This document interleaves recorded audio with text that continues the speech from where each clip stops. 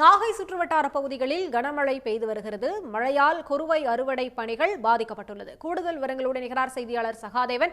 சகாதேவன், வணக்கம். விவசாயிகளுடைய கோரிக்கை என்னவா இருக்கு? விவரங்கள்.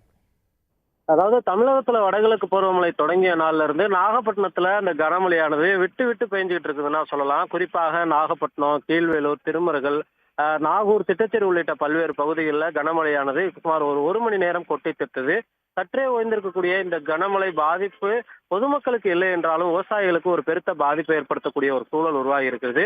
குறிப்பாக நாகப்பட்டினம் மாவட்டத்தில் கிட்டத்தட்ட 80,000 ஏக்கர் பரப்பளவில் குறுவை சாகுபடி அறுவடையானது முடிந்திருக்கிறது. கிட்டத்தட்ட 40,000 ஏக்கர் அறுவடைக்கு குறுவை பயிர்கள் தயாராக இருக்கிறது. 120 நேரடி நெல் கொள்முதல் நிலையங்களில் கொள்முதல் செய்வதற்காக ஆயிரக்கணக்கான விவசாயிகள் காத்திருக்கிறார்கள். கொட்டும் மழையில் தார்பாலின்களை கொண்டு அந்த நெல் மூட்டைகளை பாதுகாப்பதாக இருக்கட்டும், அவங்களுடைய நெல்லை கொள்முதல் செய்வதற்கு காத்திருப்பதாக இருக்கட்டும், நூற்றுக்கணக்கான விவசாயிகள் கொள்முதல் நிலையத்திலேயே இரவு பகலாக காத்திருக்கிறார்கள். குறிப்பாக தமிழக அரசு சார்பாக அந்த கொள்முதல் மாலை 6 மணிக்கே நிறுத்தப்பட்டிருந்த நிலையில் 8 மணி வரைக்கும் விடியலும் சில நெல் கொள்முதல் நிலையங்களில் நெல்களை விவசாயிகளிடம் வாங்கி கொள்முதலானது செய்யப்பட்டிருக்கிறது.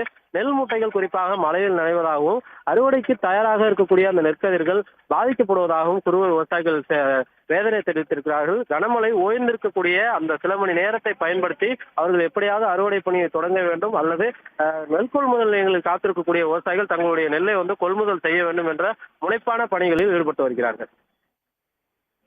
விவரங்களுக்கு நன்றி சகாதேவன். உடனுக்குடன் செய்திகளை தெரிந்து கொள்ள சன் நியூஸ் பெல் ஐகானை கிளிக் பண்ணுங்க.